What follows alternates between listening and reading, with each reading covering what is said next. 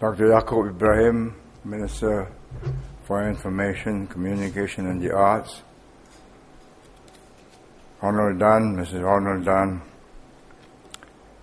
of Sengage, distinguished guests, ladies and gentlemen. I'm happy to be here at the launch of the collection of the speeches that I have made over the past 40 years.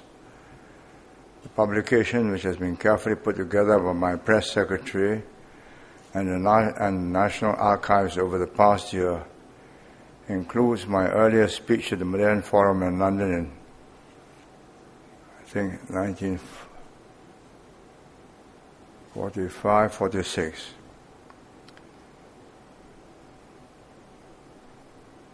And the interviews I gave before stepping down as Prime Minister in 1990. The speeches cover a broad spectrum of topics, including my positions on colonialism, self-governance, politics, social and economic policies.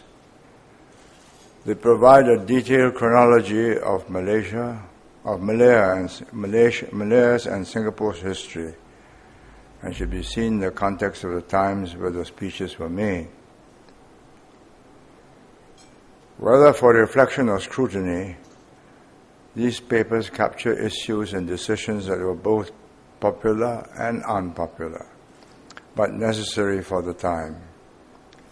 Singapore was thrust with independence, and as a small country with no natural resources, we had to rise up to the challenge of building a nation and improve standards of living through pragmatic and sometimes tough economic and social policies. We also had to ensure social cohesion and harmony in our multiracial, multi-religious society. Racial and religious harmony is crucial and continues to be so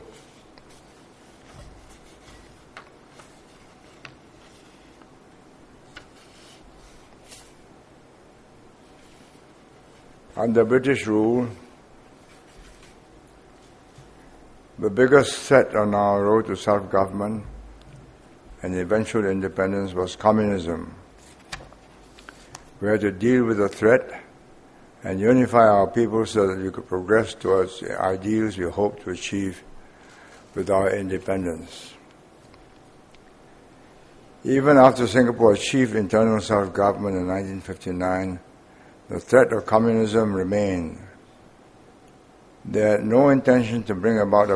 communists had no intention to bring about a better life in an independent Malaysia. And they used the trade unions to further their agenda under the pretense of helping workers gain better wages and work conditions through strikes and riots. And we had to deal with them decisively. Against this backdrop, Singapore still faced problems with education, housing, and unemployment. We had to show that we were capable of self-government and could improve the lives of our people. It was our aim for Singapore to merge with Malaya in the early 1960s.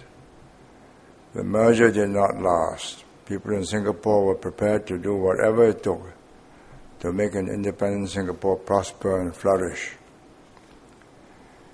Following Singapore's independence, we had to quickly improve three areas to keep the country from backsliding. The three areas are national security, growing the economy, and dealing with social problems. The government set up institutions and task forces to cope with the problems. This compilation of my speeches may allow Singaporeans to understand our history in nation building, and more importantly, to learn the lessons from the past. Without firm policies on social integration, we would have been left with different social groups living in isolation with little understanding of one another. Singaporeans have to understand the underlying values on which our nation was built. It is for the younger generation of Singaporeans to bring Singapore to greater heights. Looking back, We went through a lot, from Japanese occupation during the Second World War to emergence from British colonialism to being part of Malaysia, and then our road to independence and becoming the nation we are today. These formative years tested our determination and perseverance. The global environment has changed and become more competitive. In addition, the present generation, who are more educated and well-traveled, have different concerns and expectations. This will need to change in the way we formulate and implement policies. However, we must be careful not to forget the lessons of our history. The fundamentals that have enabled us to succeed are timeless: good governance, corruption-free, meritocracy, and pragmatism. Finally, thank you, and I wish you all an enjoyable evening.